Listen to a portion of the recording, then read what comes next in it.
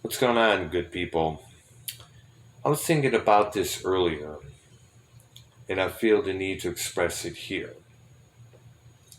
With all the reimagining, remixing of albums by Tom Petty, Taylor Swift, and recently Pink Floyd, I figure it's time that two albums by Metallica get the same treatment.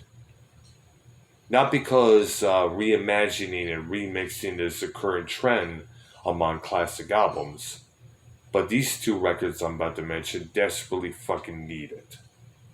And we know these two albums, which I'm speaking of, and Justice for All and Saint Anger. Now we all know the issue with And Justice. You cannot hear Jason Newsted's bass guitar. That to me was injustice and a half.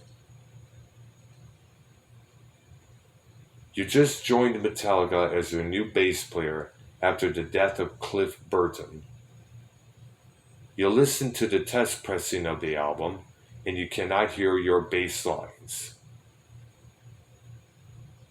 That's got to be frustrating. Now, of course, there have been so called excuses or reasons on why this came about. It still just wasn't right. And I think the bass lines need to be added back into the mix. And of course, Lars Ulrich's drum kit needs to sound more manly than the tinky sound that the snare drum has on that record. I prefer the drums sounding not like I prefer it sounding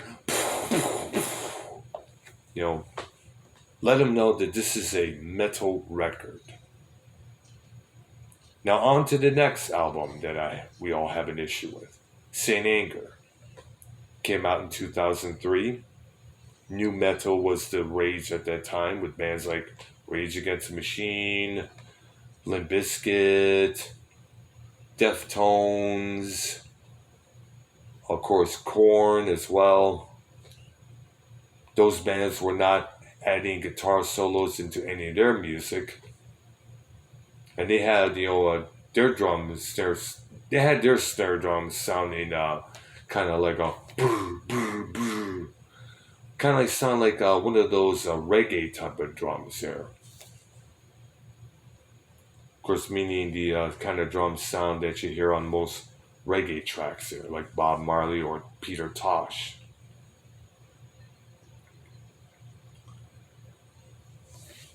The issue with that album, well, actually two issues, is that A, Lars' snare drum sounds like he is banging on a trash can there.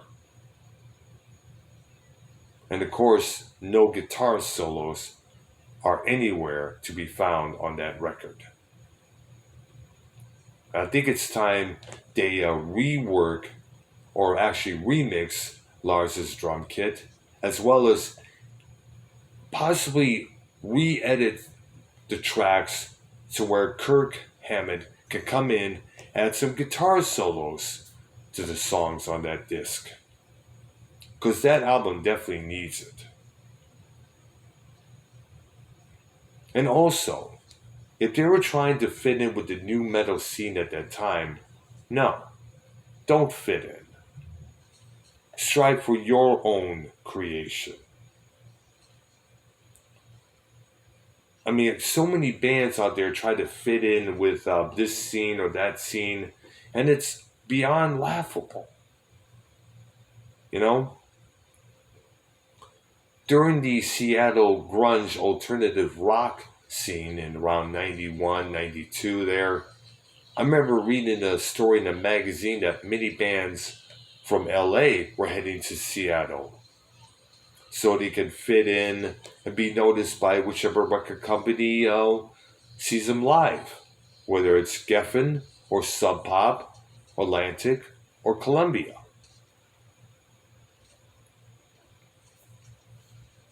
You know, to me, a good band strives to be their own individual. You know,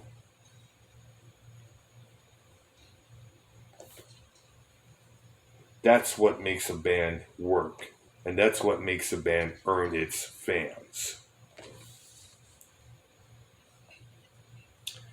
So, do you agree with what I just said here about these two albums from the Mighty Met? Finally getting the remix that they both finally deserve. Let me know in the comments below. Okay?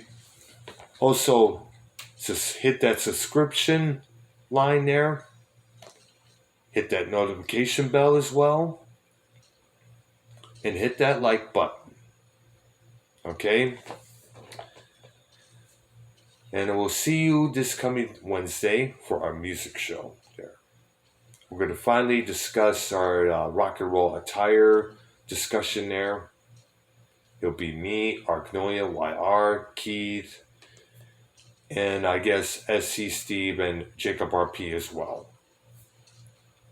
All right. 7 Central, we go on the air on all 3 of our channels.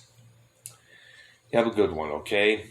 And enjoy your Monday morning, afternoon, and evening. Bye-bye.